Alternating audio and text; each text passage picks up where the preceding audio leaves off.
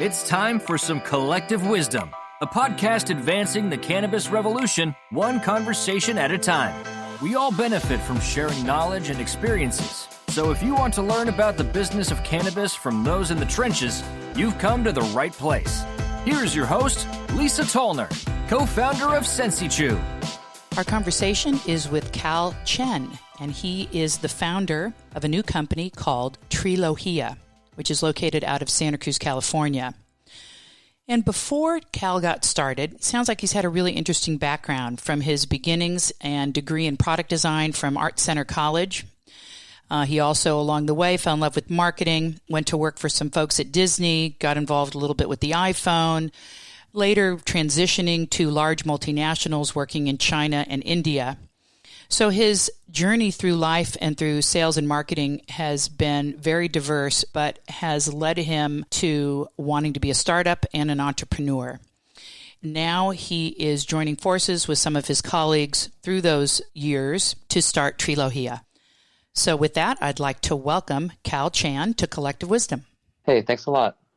So Cal, you've got a new company you're getting ready to launch. Tell us about it. Trilogia is a Santa Cruz wellness company. We're right about to launch our first products within the next couple months. When we started this brand, it was really with the very simple purpose of showing the world the power of cannabis. And honestly, it was an exploratory process because we didn't know what our products would be. We did know that we wanted to focus on those need states that cannabis really addresses, like helping you sleep, helping you heal, helping you relax. But the way that these products evolved over the course of several months of product development has been pretty exciting. And I'm sure most of your listeners are intimately aware of the CBD space right now. We decided to focus more on terpenes. We believe that terpenes are the future of cannabis. And the fact that they're available throughout nature, that really excited us. And the reason why is because, cannabis to us is every day, but to a lot of people it's still pretty taboo. And if we were able to show the consumer that this is what a cannabis experience can be, then maybe they could get more into the truth of how cannabis can change their lives. And then personally speaking, cannabis has changed my life. It's changed my business partner's life. It's helped me relax a lot. It's helped expanded my mind. It's helped my business partner with his pain when he was recovering from cancer. But when I talk to someone like my mom, for example, she still thinks that it's entirely illegal and something that I shouldn't be engaging in at all. So that's why we're using terpenes as the entry point.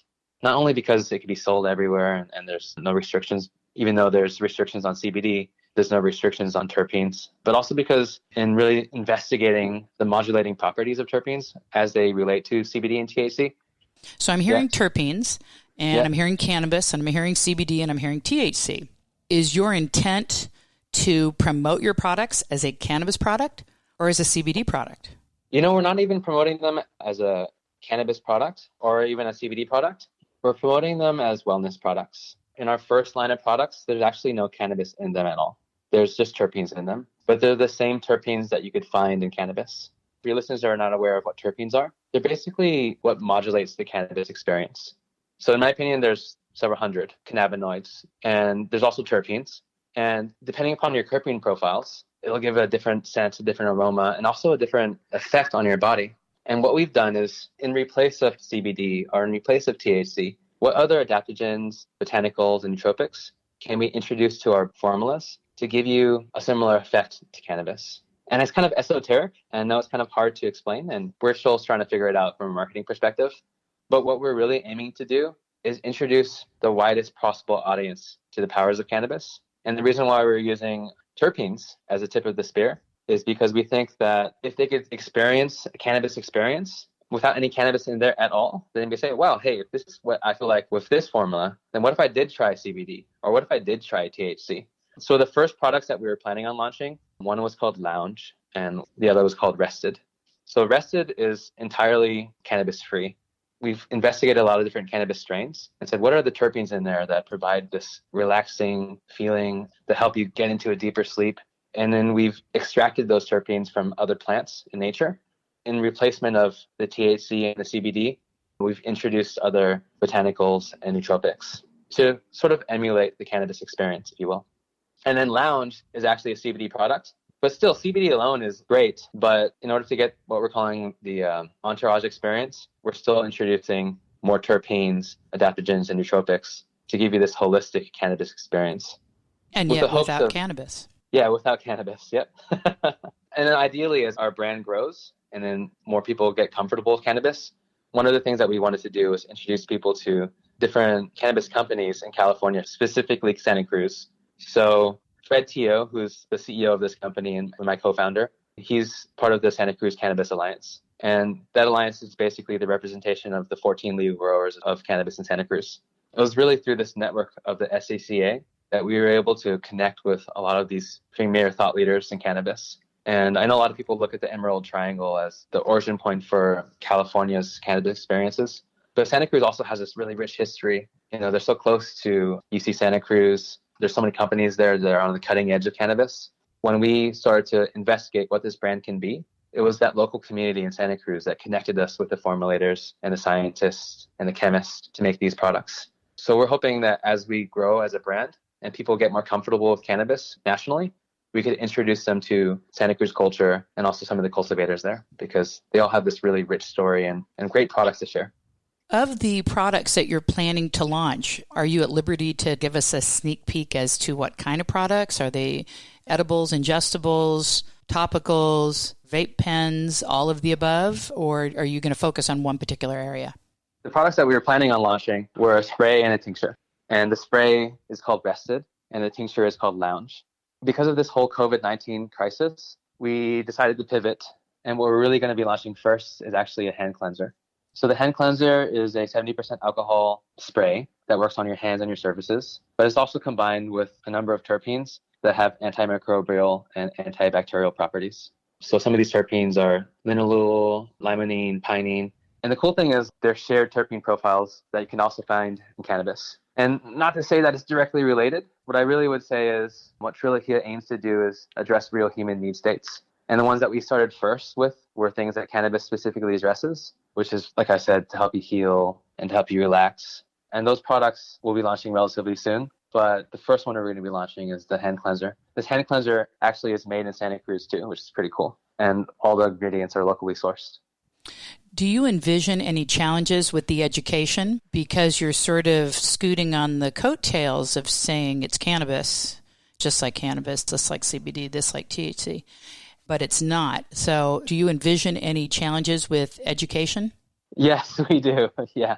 I think it'll be very challenging, to be honest. The approach that we're taking right now is through education. So we're very fortunate. Our head of marketing was the former head of marketing for Bulletproof Coffee. And one thing that Bulletproof Coffee did really well was their content strategy. So if you ever go to their website, there's probably thousands of articles and several hundred podcasts to educate the consumer on those topics that they find very important to their brand. And in the same way, what we're doing is investigating and investing in building a knowledge base around cannabis and around terpenes, and then more broadly speaking, around these general need states. And the way I see it is, if you could simply deliver the highest quality product that actually works, then the people who care to investigate will go to the website, they'll see the videos, they'll read the articles, and then through that educational process, they'll understand cannabis a little bit better. So I think it's going to be a little bit of a process, and I think it'll take some time. I'm sure if you asked 100 people, do you know what a terpene is? Probably 99% would say, I'm not exactly sure. So I think it's going to take some time to build this brand and to build a community around terpenes in general. No, I agree. But it's an element of the plant that the average person is just now coming to understand.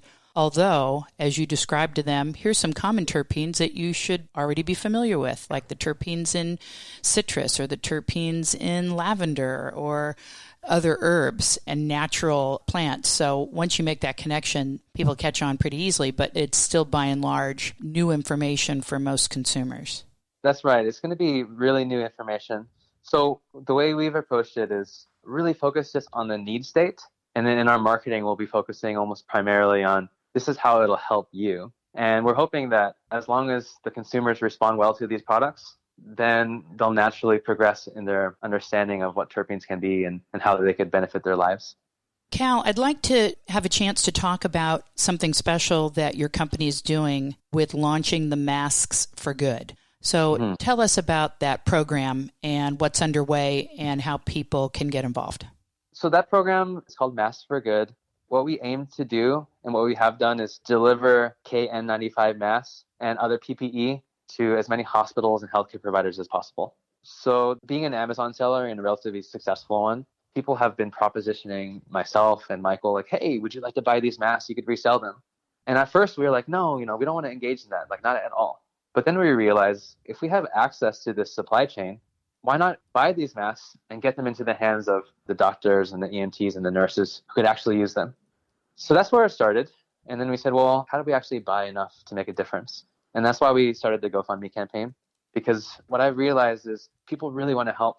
And I was really surprised at the response from the local community here in Seattle and then later broadly across the nation.